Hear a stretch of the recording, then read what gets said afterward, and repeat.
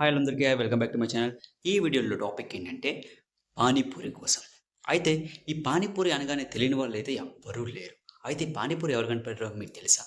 తినే ప్రతి ఒక్కరికి తెలుసా? పానీపూరి అంటే నాకు ప్రాణం, పానీపూరి అంటే నాకు ఇష్టం, పానీపూరి నేను డైలీ తింటాను తప్పకుండా, రోజు తప్పకుండా అని చాలామంది అయితే అంటుంటారు. బట్ ఈ పానీపూరి ఎవరు కనిపెట్టారో మీకు తెలుసా?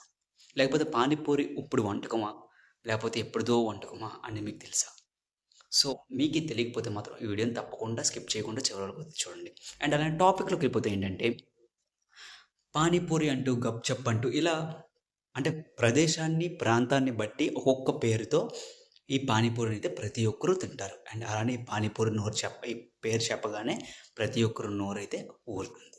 అండ్ అలానే ఇంకొకటేంటంటే, ఈ పానీపూరిలో ఉండే వెరైటీలు చిన్న, పెద్ద అని తేడా లేకుండా ప్రతి ఒక్కరు కూడా ఎంతో ఇష్టంగా అయితే తింటూ ఉంటారు ప్రతి ఒక్కరు.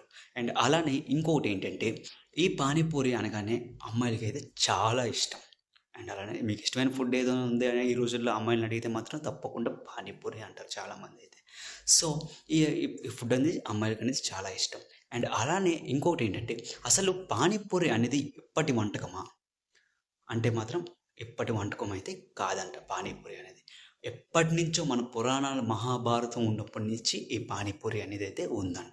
అయితే ఈ పురాణాల నుంచి, మహాభారతం నుంచి ఉన్న పానీపూరిని ఎవరు కనిపెట్టారంటే మాత్రం ద్రౌపది కనిపెట్టారంట పానీపూరిని. అది ఎలానో చెప్తాను చూడండి. ఏంటంటే ద్రౌపది పెళ్ళయ్యాక అత్త కుంతిదేవి గారు ఉంటారు కదా! ఈ అత్త కుంతిదేవి గారు అనేది ద్రౌపదికి ఒక ఆలుగడ్డ అండ్ అలానే కొంచెం పిండి ఇచ్చి, "నువ్వు పంచపాండవులకి ఎలా కడుపు నింపుతావో తెలియదు. ఇగో వీటితో అయితే కడుపు నింపు" అని చెప్పేసైతే అన్నారంట.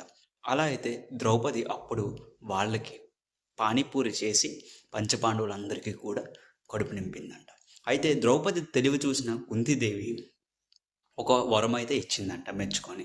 ఏంటంటే, ఈ వంటకం అనేది శాశ్వతంగా నిలిచిపోతాది అని చెప్పేసి ఒక వరమైతే ఇచ్చిందంట.